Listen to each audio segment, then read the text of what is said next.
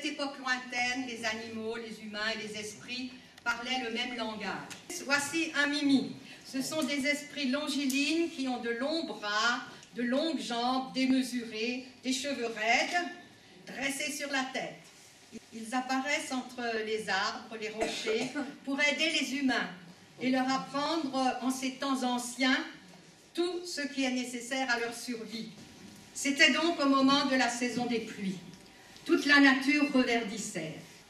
Dans un petit coin de verdure, près des rivières alligators, un petit bonhomme, haut comme 3 pommes vertes bien sûr, jouait avec ses amis, le wallaby, le koala, le gecko et le dingo. Arriva le python émeraude, capable de changer de couleur à sa guise. Ce jour-là, il trouva un œuf étrange, couleur d'opale, aux reflets irisés. Il le regarda attentivement, le lécha de sa langue fourchue, puis le goba. Il partit rejoindre ses amis qui bavardaient gaiement dans la clairière. Ceux-ci le regardèrent bizarrement. Il se mira dans l'onde et se rendit compte qu'il était devenu gris et terne, sans la moindre couleur. Oh, quelle honte, se lamenta-t-il. Je vais déshonorer tout mon clan, mon père, mon grand-père, le père de mon grand-père et le père du père de mon grand-père. Ses amis essayèrent en vain de le réconforter. Ils allaient se séparer lorsqu'un mimi apparut soudain au-dessus d'une branche d'eucalyptus. « J'ai tout entendu, dit-il, et je sais comment vous aider. Il faut aller voir Baru, le crocodile géant, maître du feu et de la lumière. » « Nous sommes prêts à affronter tous les obstacles pour notre ami, répondirent-ils en chœur. Ils se mirent en route et tout en chantant, ils marchèrent pendant des heures et des heures.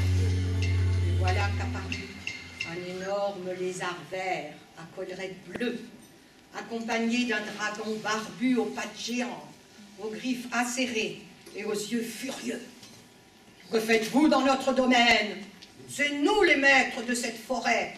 Et pour continuer votre route, il faudra vous battre. » Tout à coup, le mimi, qui les avait suivis discrètement, surgit et susurra à l'oreille du garçon.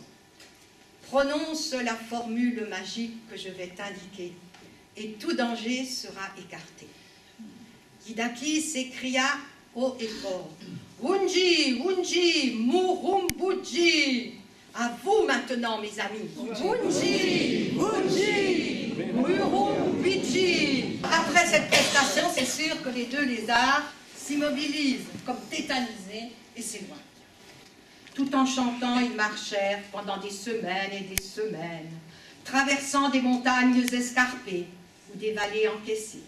Quand un obstacle se présentait, le mimi les encourageait. Hidaki prononçait la formule magique. Wunji, Wunji, Murumbuji. Enfin, un jour, ils aperçurent un énorme rocher. Le python rampa vers la paroi rocheuse qui dominait un lac et se trouvait face à un gigantesque crocodile. Un gigantesque crocodile aux écailles luisantes. De nouveau, le mimi apparut et déclara « Voici Baru, le maître du feu et de la lumière. Dans sa gueule, tu rentreras, la formule, tu prononceras, et les couleurs, tu retrouveras. » Il demanda à ses amis de proclamer bien fort « Wunji, Wunji, Murumbuji, Yurungur !»